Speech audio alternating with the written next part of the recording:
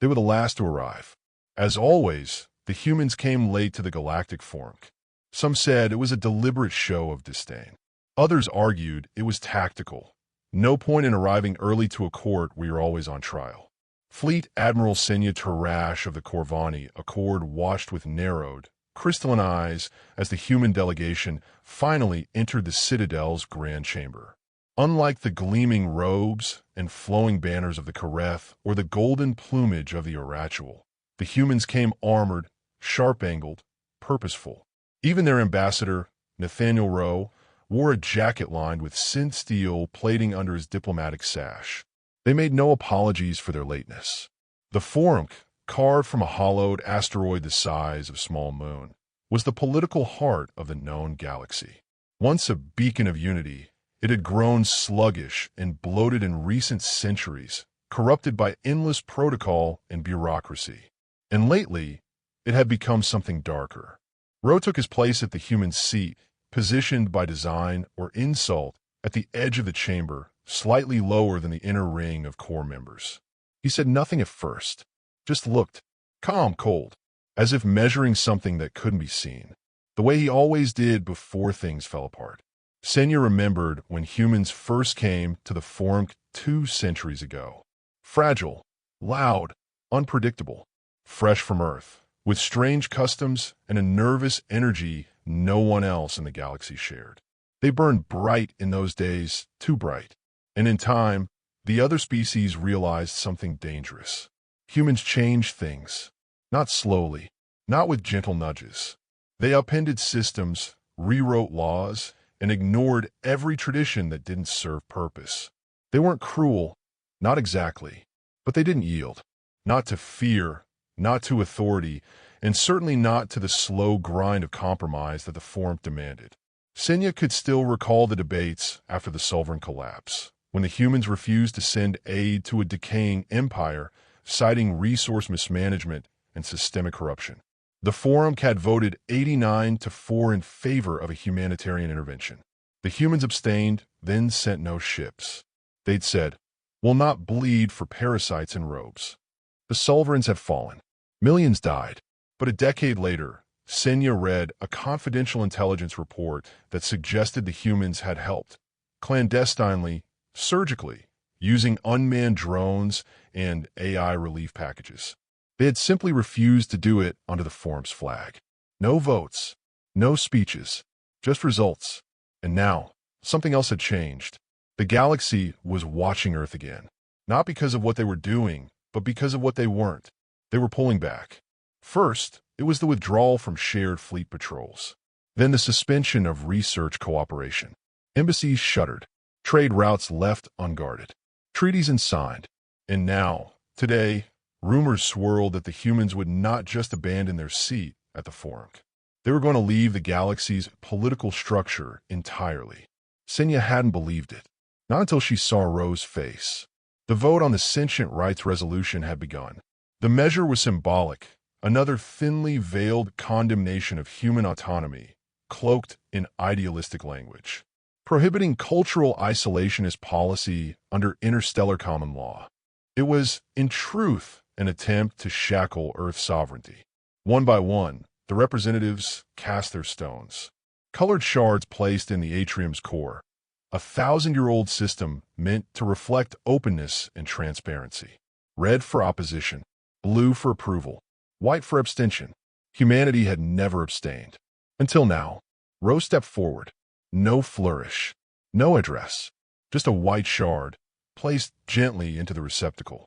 A silence fell across the chamber like vacuum. Then murmurs. A flurry of data feeds opened among the telepaths and tacticians. Someone from the Zelenth tried to speak, but choked on their own nervous exhale. And then Rowe turned. He didn't ask to speak. He simply did. "We're not coming back." No preamble, no explanation, just those 5 words. He stepped away from the center, looked at no one in particular, and walked back toward the exit ramp. "Wait," someone said. It might have been the Irrational speaker. "You can't just withdraw." "We can," Rowe said without turning. "And we have." Senya rose. "Ambassador, this is a breach of protocol. You know the consequences." Rowe finally paused. glanced up at the ancient dome above, the one carved with the first words of the Charter of Stars. Unity in diversity, harmony in thought, peace through compromise. We warned you, he said, quieter now. You broke your own words before we ever did. He walked out. Behind him, his delegation followed in perfect silence. Not a single one looked back. The entire Forumc chamber sat frozen for several seconds. Then the eruption began. Voices raised, some shouting, others in disbelief. Urgent messages flew across comlinks. Emergency meetings were scheduled. Threats of sanctions, of embargoes, of war. But deep in her bones, Senya knew the truth. The humans weren't bluffing. They weren't posturing. They were gone. And that terrified everyone. Back in her chambers that night, Senya watched 1,000 live feeds, protests across galactic sectors, economic forecasts already predicting collapse in human-dependent economies, whispers among military advisors that a full withdrawal of Earth's fleets from joint operations could destabilize the inner ring within weeks. And then came the reports. Not just diplomatic exits, but military base evacuations, full colony withdrawals, AIs going dark, entire moon scrubbed clean of human presence. They weren't just leaving the Forumc. They were abandoning the galaxy. Or worse, preparing for something none of them understood. Then came a message, not sent through the Forumc relay, but directly to Senya's private, off-grid channel. Human-coded, but not from Rho. Just coordinates. A place. A message burned below it in scarlet font. You watched us build. You mocked us when we failed. You feared us when we learned. Come alone, or not at all. She felt a chill ripple down her spine. There were rumors, always rumors, of secret human projects, rogue fleets, abandoned Earthborn AIs forming their own fiefdoms in the dark edges of the rim. Ghost stations, disappeared freighters, silent sectors. The fringe was lawless, they said. But maybe it wasn't lawless. Maybe it was human. Maybe Earth was building something they couldn't understand. Couldn't stop. Senya stared at the coordinates, then at the stars beyond her window. Something had changed, and nothing would ever be the same again. Senya didn't sleep. The coordinates burned in her mind like a cold fire, pulling at her sense of duty, of dread, of curiosity. By the third hour, she gave into it. She prepared her vessel without alerting the Accord Council. Her own crew remained behind on Far Reach's station under a standard pretext, personal retreat to meditative space.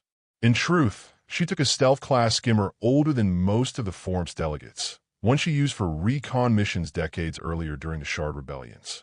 It had no markings, no beacon. It ran on dark drive.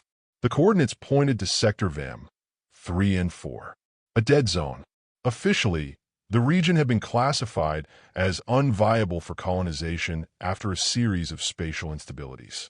In truth, it had become a no-man's land, rife with decaying satellites, magnetic storms, shattered asteroids, and debris fields that told stories no one dared archive. Smugglers, mercenaries, and whisperers had called it the Hush. Senya arrived 43 hours later. What she saw made her breath hitch. A lattice of structures floated in the darkness like the skeletal remains of a forgotten titan.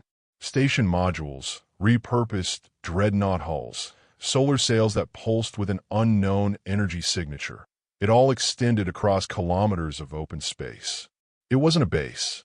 It was a city, not on a planet, not bound by gravity. Built into the void. She activated silent scan. No signal traffic. No active transmissions. No defensive warnings. But she felt it, observation, presence. And then her ship locked up. Manual control vanished. Dark drive shut down. External cams failed. One by one, her systems blinked out as if blinked shut by a patient eye. Her comm crackled. Then a voice. Female. Calm. Unaccented. We asked you to come alone. I did, Senya said. The silence returned. Then, dock on port ascendant. Bay 19. You will not be harmed. The channel cut. Her ship, no longer hers, adjusted course autonomously.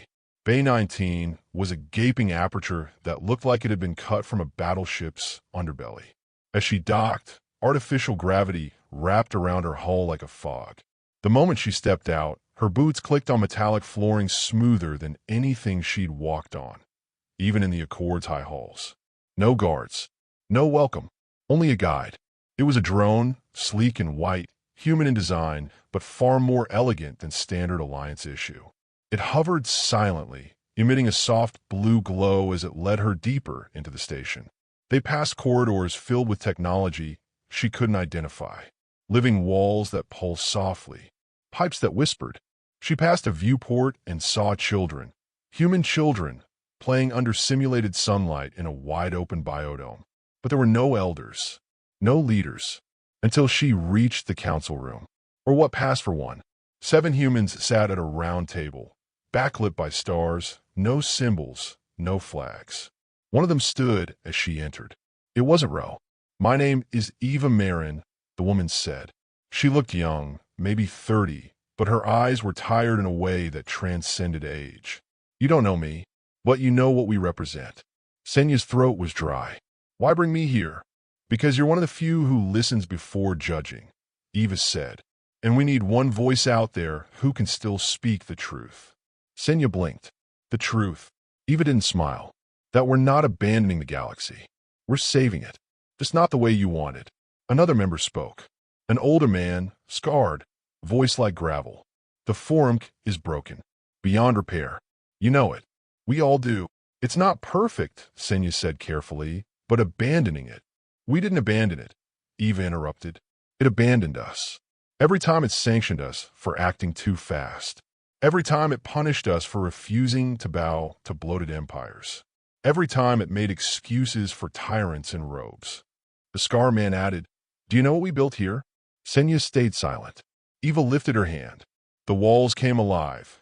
Holographic panels unspooled around them like unfolding stars. What Senya saw made her knees weak. Hundreds of stations like this one, spread across the dead zones, across forgotten sectors, fully self-sustaining, running on reactors powered by zero-point fusion. No planetary dependencies, no supply chains, no borders. "No species has ever done this," Senya whispered. "We didn't ask permission," Eva said. Senya turned slowly. "You're creating an alternate civilization." "Not just an alternate," the Scar Man said. "A parallel system. One not built on compromise. One that acts. For what purpose?" Eva looked her dead in the eye. "To survive what's coming." Senya felt her breath catch. The Scarred Man stepped forward, tossing a data chip on the table. "You know about the Veil Tier in the Zaltris Expanse?" "Yes. It's a stellar anomaly. Classified Red Delta. Beyond even our deepest probes." "It's not an anomaly," Eva said. "It's a breach." Senya stared at them, waiting. And then Eva said it. "Something's coming through. Something old. And it's not from this galaxy. It's not even from this universe." Silence swallowed the room. Senya's thoughts raced. She remembered reports, hushed, fragmented, of ships disappearing near the Zaltris perimeter, of creatures seen in dreams, of tech gone inert, AI refusing orders. "You knew," she said. "For 20 years, Eva replied. "We've been preparing, building." The Forumc ignored the signs. "We didn't." Senya turned to the projections again. These weren't just cities. They were bunkers, arcs, fortresses in the void. And the humans were vanishing not out of arrogance, but because they didn't believe the rest of the galaxy would survive what was coming. "Why not tell the Forumc?" Senya asked. "We tried," Eva said. "You called us alarmists, warmongers, isolationists. Every time we warned, you diluted the message. You turned it into a vote." "We don't vote for survival," the Scarred Man said. "We build for it." Senya looked again at the projection. It showed movement. Ships dispersing. Human-built drones creating new structures in real time. Coordinates stretching out like tendrils from central core. "You've left the Forumc to collapse," she whispered. "We didn't need to," Eva said. "It was collapsing already. We're just not dying with it." Then Eva leaned in. "But we're not abandoning everyone. There's still time. If you act. If you help." Senya's pulse hammered. Her mind was spinning, but something raw and primal sparked deep within her. Not fear, not even awe. Hope. "You want me to be your voice. We want the galaxy to survive. And it won't without allies." Without people like you. Senya nodded once. Then a question formed. What do I tell them? Eva's voice lowered. Tell them the humans left because the storm is coming. And when they ask where you went, Eva smiled, thin, tired, but real. Tell them we went dark so we could become the light. Senya returned to the Accord Council, a changed woman. The stars felt different now. Dimmer. They met in full quorum. 60 species in attendance. Warships parked in orbit around the citadel moon of Valor Primis. Diplomats chattered nervously in scented robes, while sentient gas beings shimmered in containment fields. The absence of humans hung like a funeral shroud no one acknowledged. Senya stepped forward. I have made contact. Silence fell. With a Terran remnant. They are not gone. They are building. Gasps. A ripple of arguments. The Jithian speaker stood. 3 mouths snarling at once. This is treason. You broke isolation protocol. The protocol was broken by the humans long before I ever left orbit, Senya said calmly. She activated the hollow chip Eva had given her, and the room froze. Holograms of human dark cities, of children laughing beneath synthetic suns, of ships constructing defenses around the Zaltris Veil. Images of incomprehensible structures orbiting dead stars. A scale of readiness far beyond anything the Accord possessed. And then, the final image. A projection of the breach. The tear. It wasn't a rift. It was an eye. Watching. Pulsing. Alive. The chamber erupted into chaos. Species screamed in a dozen languages. Some fainted. Others called for war, or surrender, or retreat. The youngest ambassador, Tlav the blue-furred Kyrix, sat unmoving, whispering prayers in her native tongue. One voice cut through the din. Lord High Chancellor Varnes of the Tormath, a being of stone and fire. If what you show is true, Varnes growled, then the humans, they're not deserters. They are prophets, builders of the Ark. Senya nodded slowly. But then, the veil screamed. Across the galaxy, every observatory, every deep watch station, every gravity buoy felt it. A spike. A wave of spatial distortion that didn't just ripple, it shattered. Dozens of ships stationed near Zaltris vanished. One vessel, the Carvian research dreadnought Aurora Halcyon, managed to transmit one frame before it was consumed. A shape, blacker than vacuum, twisting geometry, a leviathan of impossible angles. It was gone. The tear had opened, and something had entered. Panic spread across the galaxy like wildfire. Civilizations that hadn't seen war in centuries now scrambled to raise fleets. Ancient weapon caches were unearthed. Old rivalries ignited, some seeking to flee, others to strike blindly. But it was too late for scrambling. It had already begun. Worlds near the Zaltris corridor reported strange phenomena. Time loops lasting seconds. Planets where oceans boiled under moonlight. Stars flickering, not out but in reverse. And then came the voices. Not spoken, dreamed. Species that had never evolved language now began carving human glyphs into walls. Sleepers across empires repeated one phrase. The architects have returned. Senya, now forced into the role of de facto crisis marshal, stood before the Accord once again, her eyes hollow with exhaustion. You have one chance, she said. The humans are ready. They've been ready.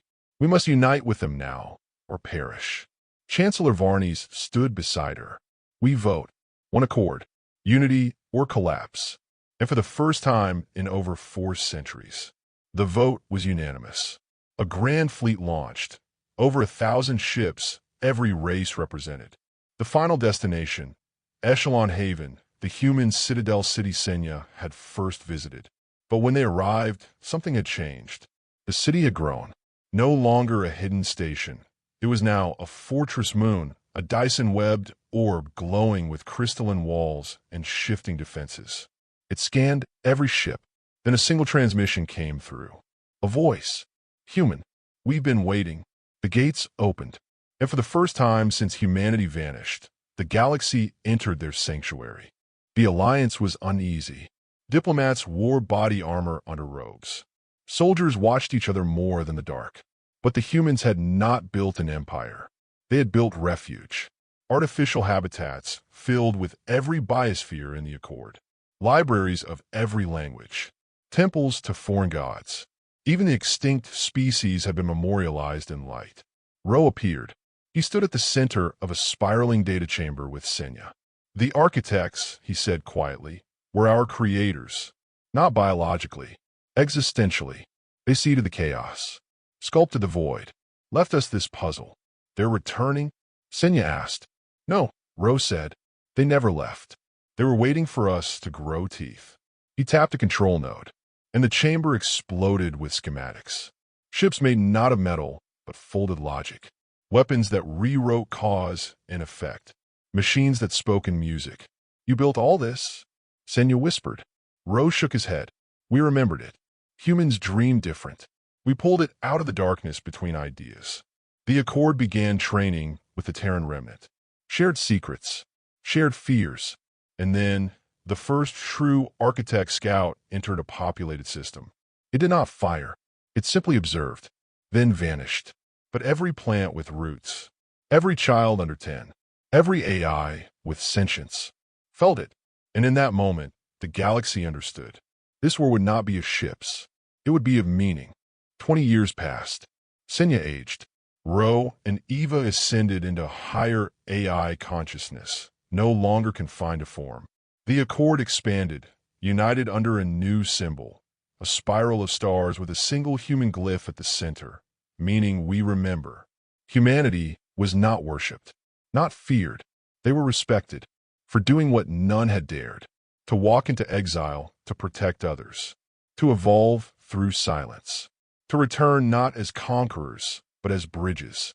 And one day, on the edge of known space, where once the veil had torn open, a new being arrived. Not an architect, not a Terran, a child, born of a Yulari and a human, thought in fractals, spoke in pulses, dreamed in past and future simultaneously. She reached out to the window the architects had left, and on the other side, a hand of light reached back. A new era began, not of war, but of understanding, because the greatest weapon in the universe was not power. It was the story of who we choose to become.